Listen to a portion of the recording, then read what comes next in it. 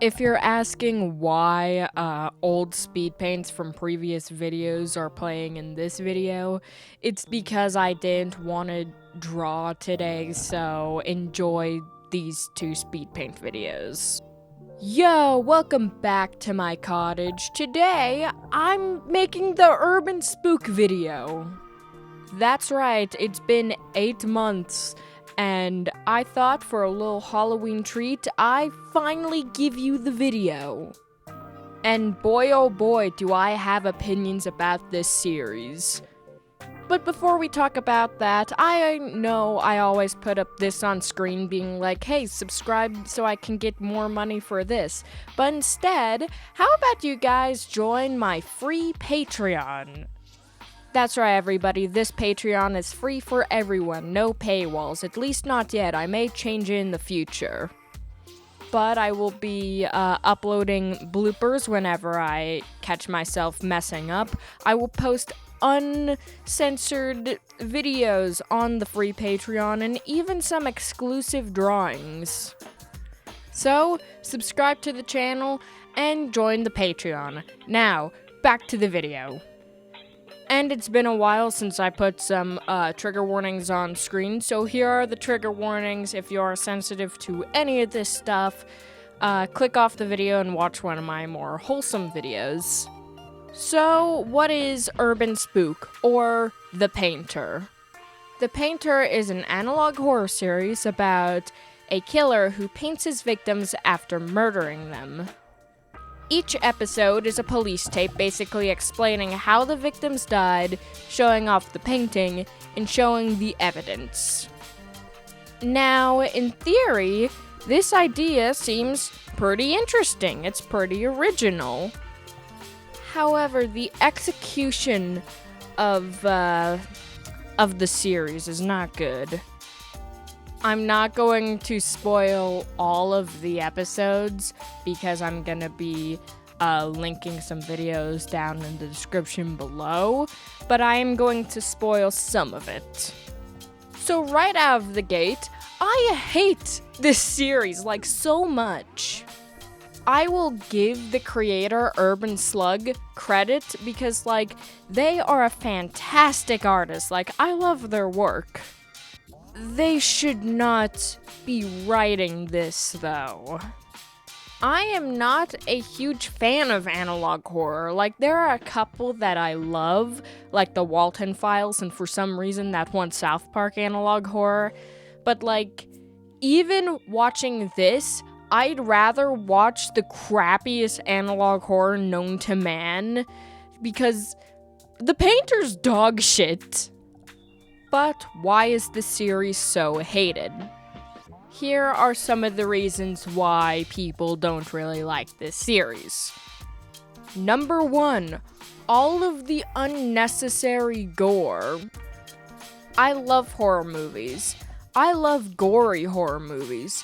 But this series doesn't need all this gore. Jesus Christ.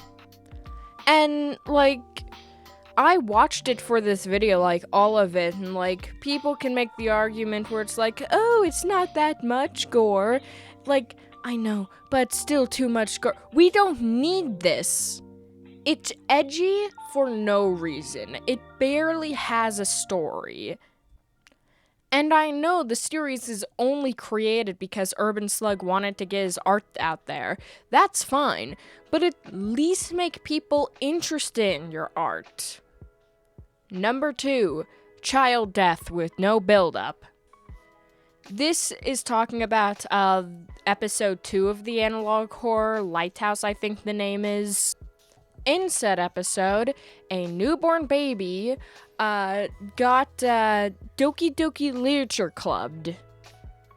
And the name of their painting is Long Neck Angel or something. People weren't really happy with a baby dying. Now, child death in horror isn't uncommon. In fact, in certain cases, I think it could make a horror series better. Think of Pet Sematary. The child death in that movie is supposed to be in there to, make the story better, to, expand the story. Terrifier, did it need the child death? No, but it's there to show that Art the Clown will not hesitate to take even a young child's life. And with UrbanSpook, it's just there for shock value. Yeah, I know Terrifier kinda does it for shock value too. I'm not gonna defend Terrifier or any of those gory movies that have child death in it, even though, like, I love them.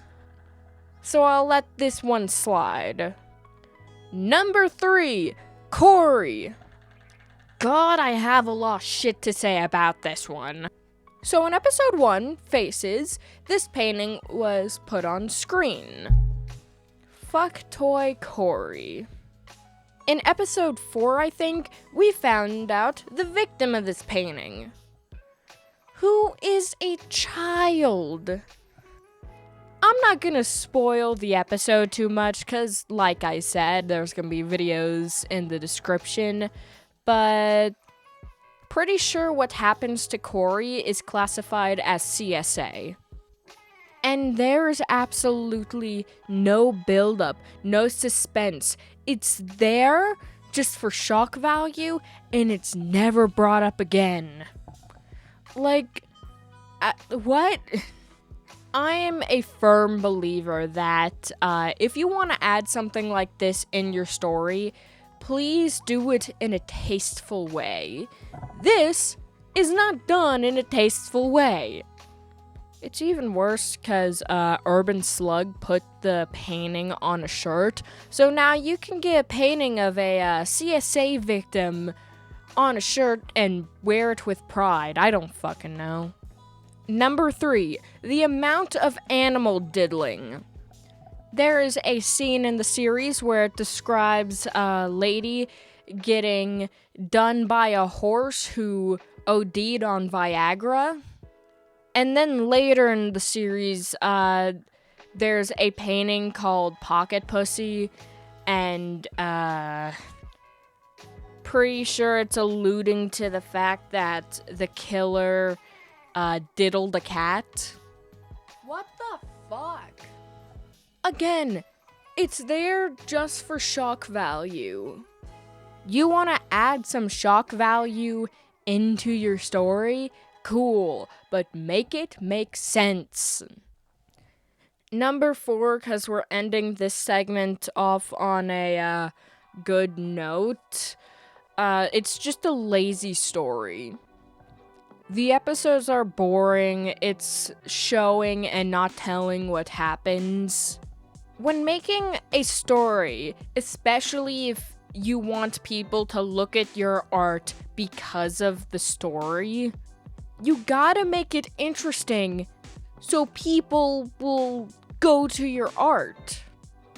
Now, I'm pretty sure the series was just made so Urban Slug could show off his artwork, which is, again, cool, but like I said before, if you want that to happen, you gotta make people, like, be interested in the story. This is not interesting. This is boring and disgusting. Little tip from somebody who not only writes stories and scripts, but also watches a lot of movies and TV shows. Show what happens. If these are supposed to be police tapes, make it feel more realistic, because you already have, like, this realistic, somewhat realistic scenario of a murderer killing their victims and then painting them. Have interviews, have body cam footage, have interrogations.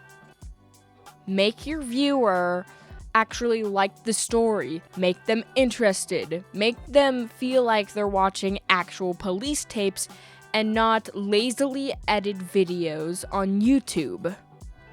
Doing that will make you gain a bigger audience, and it will also make people go, oh, I like the art in these videos, I'm going to go to the person's Instagram, follow them, and maybe buy a shirt. Also, treat the subject of both essay and CSA with lots of care, please. But we're done with that segment of the video. Let's go to the next.